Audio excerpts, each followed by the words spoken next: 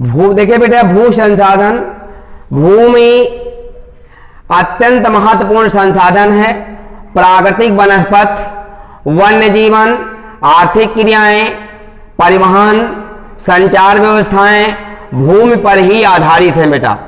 भूमि एक सीमित संसाधन है, ये असीमित संसाधन नहीं बेटा। भूमि क्या है? एक सीमित संसाधन है। अतः उपलब्ध भूमि का विभिन्न उद्देश्यों के लिए उपयोग सावधानी एवं योजनाबद्ध तरीके से होना चाहिए। यानी कहने का तात्पर्य है कि जिन संसाधनों की यानी सीमा एक निश्चित है, यानी वह सीमित हैं, उनका जो है सावधानी पूर्वक या योजनाबद्ध तरीके से उनका उपयोग किया जाना चाहिए। अब बेटा अगला आपका आता है भू उपयोग या भूमि उपयोग, भूमि उपयोग। अब बेटा देखिए, भारत में भूमि का उपयोग किन किन क्षेत्रों में किया जाता है? तो बेटा नंबर 1 में आता है वन भूमि। वन का जो भूमि वनों में लगी हुई है। दूसरा बेटा आता है आपका जो है कृषि के लिए उपलब्ध भूमि, जिन क्षेत्रों में खेती की जाती है वो क्या है? कृषि के लिए भूमि है। बंजर भूमि है, जहां पर खेती नहीं होती है। गैर कृषि जो है प्रयोजन में लगी भूमि, जैसे इमारतें हैं, सड़कें हैं, उद्योग आदि में। और बेटा जो है पड़ती भूमि आता है। और फिर आपका चारागाह भूमि है, यानी जहां पर केवल जो है पशुओं को जो तो चराया जाता है। वृक्ष, फसलों, बगीचों आदि में लगी भूमि और जो है पड़ती भूमि और शुद्ध बोया गया जो है क्षेत्र है। तो इतने भागों में भारत की भूमि बेटा जो है बटी हुई है। तो बेटा ये जो है मृदा के आधार पर कि कहां की कैसी मिट्टी है, उस हिसाब से उस उपयोग में उसको जो है समाहित किया गया है। बहुत उपजाऊ मिट्टी है, वहां पर खेती की जाती है। कुछ कम उपजाऊ है, चारागाह बना दिए गए, है ना, बगीचे लगा दिए गए। तो इस हिसाब से भूमि का जो है स्वभाव कैसा है, उसमें यानी जो है उपजाऊ क्षमता क्या है, उसमें ह्यूमस की मात्रा क्या है, इसके आधार पर उसका जो है विभाजन किया गया है बेटा। तो बेटा मृदा संसाधन देखें, मिट्टी अथवा मृदा सबसे महत्वपूर्ण नवीकरण योग्य जो है प्राकृतिक संसाधन, क्योंकि बेटा मिट्टी का हमेशा नवीनीकरण हुआ करता है या पौधों के विकास का माध्यम है ना। बिना मिट्टी के पौधे का विकास नहीं किया जा सकता है। जो है पृथ्वी पर जो है तो विभिन्न प्रकार के जीवों का पोषण करती है। और बेटा क्या है? मृदा एक जीवित तंत्र है। तो बेटा मृदाओं का वर्गीकरण हम आपको पढ़ाएंगे। तो भारत में कितने प्रकार की मृदाएं पाई जाती हैं, तो अब आपको जो हम पढ़ाएंगे वो पढ़ाएंगे मृदाओं का वर्गीकरण या मृदा का वर्गीकरण या मिट्टी का वर्गीकरण। तो मिट्टी का या मिट्टियों का वर्गीकरण। तो इसमें बेटा नंबर 1 में है जलोढ़, जलोढ़ या दोमट मिट्टी। नंबर 2 में आपका आता है, नंबर 2 में पर्वतीय मिट्टी, पर्वतीय मिट्टी। नंबर 3 में आता है काली मिट्टी। नंबर 4 में आता है लाल या पीली मिट्टी। नंबर 5 में आता है बलुई मिट्टी। नंबर 6 में आता है लैटेराइट, लैटेराइट मिट्टी। तो बेटा मिट्टियों का वर्गीकरण, भारत में 6 प्रकार की मिट्टियां पाई जाती हैं। जलोढ़ या दोमट मिट्टी, है ना, पर्वतीय मिट्टी, काली मिट्टी, लाल या पीली मिट्टी, बलुई मिट्टी और लैटेराइट मिट्टी। तो अब बेटा भारत में ये मिट्टियां किन किन क्षेत्रों में पाई जाती हैं, कहां कहां पर पाई जाती हैं, इसका विवरण हम मानचित्र की सहायता से वह समझ सकते हैं।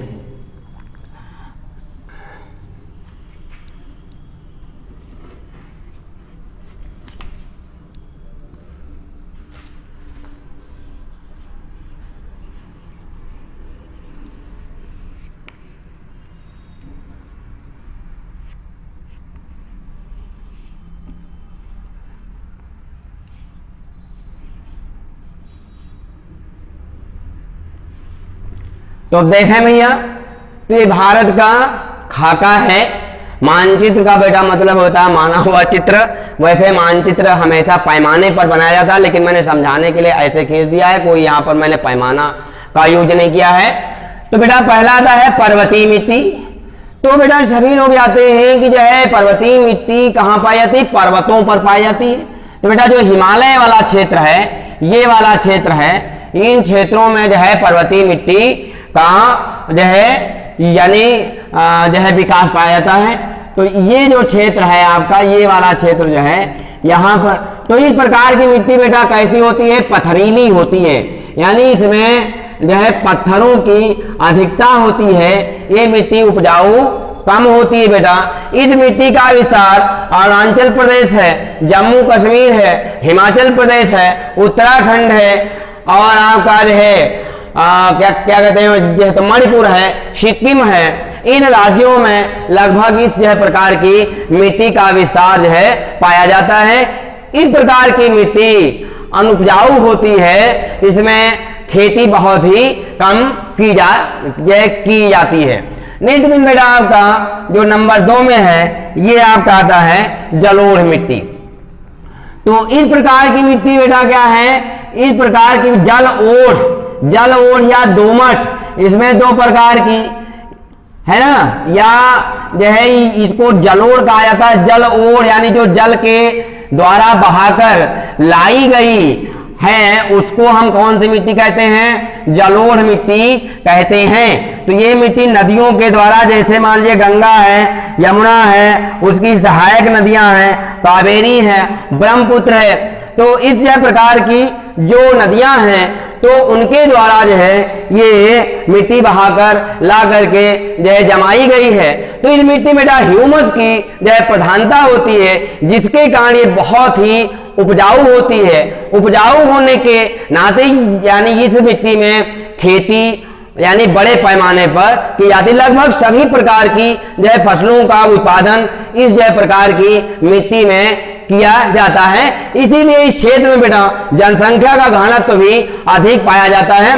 तो इस प्रकार की मिट्टी का बेटा विस्तार कहां कहां पाया जाता है, जैसे आपका जो है कौन क्षेत्र है बेटा, जैसे आपका पंजाब है, हरियाणा है, कुछ भाग उत्तराखंड का है, उत्तर प्रदेश है, बिहार है, कुछ भाग झारखंड का है ना, पश्चिम बंगाल है, असम है, और आपका जो है क्या कहते हैं जो है आपका जो है उड़ीसा है और आंध्र प्रदेश है, तथा जो है तमिलनाडु राज्य का कुछ भाग इसके अंतर्गत जो है सम्मिलित किया जाता है।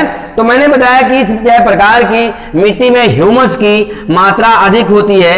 इस मिट्टी के कण बहुत ही छोटे होते हैं। तो ये भी कई प्रकार में जैसे तो दोमट मिट्टी यानी जैसे जिसमें बालू के जैसे कणों की यानी जिसके कण थोड़ा जो है तो बड़े होते हैं। एक होती गहरी दोमट मिट्टी जिसके कण बहुत ही छोटे होते हैं, जिसको गाद मिट्टी भी कहा जाता है। तो बेटा नंबर 3 में आपका आता है काली मिट्टी। तो काली मिट्टी बेटा किन किन क्षेत्रों में पाई जाती है, काली मिट्टी क्या है, तो ये यहां पर भी आपकी जो है गुजरात में भी थोड़े क्षेत्र में आपकी जो है दोमट मिट्टी पाई जाती है। तो बेटा काली मिट्टी का जो क्षेत्र है ये आपका जो है काली मिट्टी का क्षेत्र है। तो काली मिट्टी का सबसे पहले हम देखें कि जो है उद्भव कैसे होता। तो काली मिट्टी का बेटा उद्भव जो है ज्वालामुखी विस्फोट के द्वारा होता है, इसलिए इस मिट्टी को लावा मिट्टी भी कहा जाता है। इस मिट्टी में बेटा जो है खनिज पदार्थों की अधिकता होती है, जिससे यह उपजाऊ होती है। तो इस मिट्टी में अधिकतर खेती काहे की होती है? गन्ना और जो है कपास की खेती की जाती है। इस जो है प्रकार की मिट्टी का विस्तार बेटा गुजरात है, गुजरात, महाराष्ट्र है, और कुछ भाग बेटा आपका जो है कर्नाटक का है, और कुछ भाग आपका आंध्र प्रदेश और जो है तेलंगाना का भी आता है। तो इस जो है प्रकार की मिट्टी का जन्म कैसे हुआ है? ज्वालामुखी विस्फोट के द्वारा हुआ है। नंबर 4 में आता है बेटा लाल या पीली मिट्टी। तो लाल या बेटे देखिए मिट्टी का रंग इसका लाल है, उपजाऊ कम है, इसमें जो है तो यानी इस मिट्टी में लोहा तत्वों की जो है प्रधानता पाई जाती है। तो स्थिति क्या है कि इस जो है प्रकार की मिट्टी में लोहा की जो है प्रधानता है। लोहा की जो है प्रधानता के कारण क्या होता है कि जब यानी क्या होता है कि ऑक्सीकरण होता है, तो ऑक्सीकरण के द्वारा क्या होता है कि लोहे में जंग लग जाती है, लोहे के जो है कणों में जंग लग जाती है, और जब जो है वर्षा होती है तो रंग इसी मिट्टी में मिल जाता है, जिससे इस मिट्टी का रंग क्या होता है? लाल हो जाता है। यह मिट्टी उपजाऊ कम होती है। इस मिट्टी का विस्तार बेटा आपका जो है काली मिट्टी के 3 तरफ पाया जाता है, उत्तर में, पूर्व में और दक्षिण में। यानी कहने का मतलब इस मिट्टी का विस्तार जो है तमिलनाडु में, तमिलनाडु है, कुछ भाग आंध्र प्रदेश का है, तेलंगाना का है, मध्य प्रदेश है, और कुछ भाग जो है तो गुजरात का सम्मिलित किया जाता है। नेक्स्ट बेटा है आपकी जो है बलुई मिट्टी। तो बलुई मिट्टी क्या होता है बेटा? बलुई मिट्टी भी तो यानी इस मिट्टी का भी जन्म तो नदियों के द्वारा ही बहाकर लाई गई मिट्टी के द्वारा हुआ है। लेकिन ये जो है बलुई कैसे बन गई? क्योंकि यहाँ इन क्षेत्र में वर्षा बहुत कम होती है। वर्षा बहुत कम होने के कारण यहाँ क्या होता है? अपक्षय होता है। अपक्षय यानी यदि मान लीजिए कि जो है तो वर्षा हो तो फिर जो है कल जो है तो टूटते हैं वो आपस में जो है तो चिपक जाए। लेकिन इन क्षेत्रों में वर्षा बहुत कम होती है, यानी टेम्परेचर बहुत ऊंचे रहते हैं, तापमान बहुत ऊंचे रहते हैं, जिससे जो है क्या होता है कि मिट्टी के कण जो है टूट फूट करके जो है बिखर जाते हैं।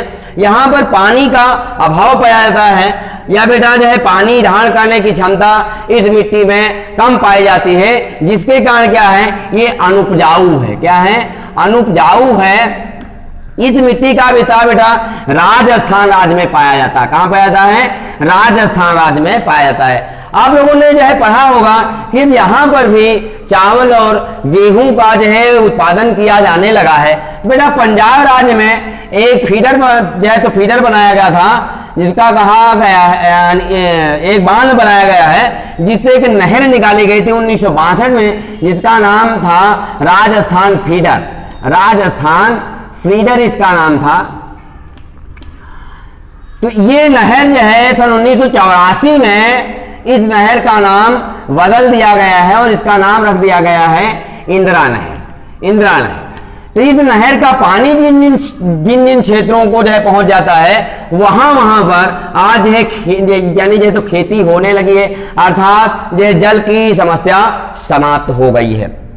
अब बेटा आपका आता है नंबर 6 में लैटेराइट मिट्टी। तो लैटेराइट मिट्टी का विस्तार बेटा कहां कहां पाया जाता है? केरल में और महाराष्ट्र तथा गोवा राज्यों में, और कुछ असम तथा मेघालय राज्यों में भी इस जो है मिट्टी का विस्तार पाया जाता है। तो मेघालय राज्यों में तो इस मिट्टी का विस्तार कैसे होता है बेटा? जिन क्षेत्रों में वर्षा बहुत ज्यादा होती है, मूसलाधार वर्षा होती है, तो वर्षा के समय क्या होता है, या तो मिट्टी के बारीक कण धरातल की गहराई में पहुंच जाते हैं, और या तो पानी के साथ में बह जाते हैं, और जो ऊपरी भाग होता है उस पर कंकड़ रह जाते हैं। इसीलिए इस मिट्टी को क्या कहते हैं? लैटेराइट या जो है ककरीली मिट्टी भी इसको कहा जाता है। तो इस मिट्टी में उपजाऊ क्षमता बहुत ही कम होती है, लेकिन रासायनिक खादों का जो है प्रयोग करके इस मिट्टी में गरम मसालों की खेती की जाती है। अब बेटा आपका आता है मृदा अपरदन एवं तो मृदा संरक्षण के उपाय। तो मृदा अपरदन है बेटा, मृदा अपरदन एवं संरक्षण के उपाय। तो मृदा संरक्षण क्या बेटा है? मृदा को बचाना है ना। क्या है मृदा संरक्षण का जो है तो मतलब होता है मिट्टी को जो है बचाना, और अपरदन का मतलब होता है मिट्टी का जो है कटाव। तो मिट्टी का कटाव बेटा कैसे होता है? अब देखिए क्या है कि जैसे जो है खेतों को जो है खुले छोड़ देना, खेतों को खुले छोड़ देना, तो इससे मृदा अपरदन अधिक होगा। वायु के द्वारा जो है मृदा अपरदन होगा। तो बेटा जो मृदा अपरदन के कारक हैं वह जैसे आपके पवन के द्वारा,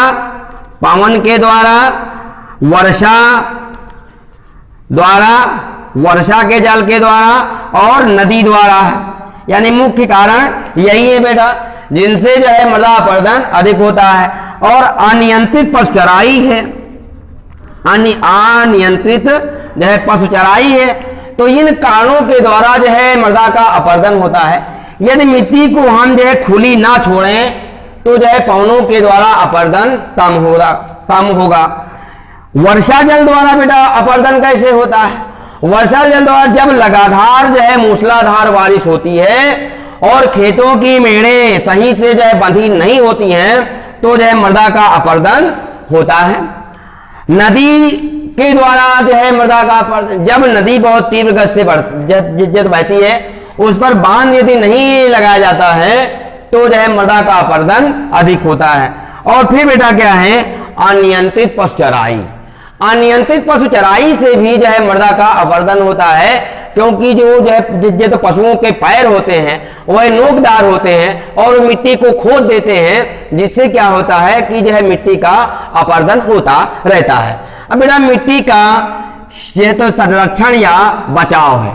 संरक्षण या इसको क्या कहते हैं? बचाव कहते हैं। तो बेटा मिट्टी के अपरदन को हम कैसे बचा सकते हैं? तो इसके लिए कुछ महत्वपूर्ण उपाय हैं बेटा। जैसे पहला इसका जो रीजन है बेटा वो क्या है? वृक्षारोपण है। क्या है? वृक्षारोपण है।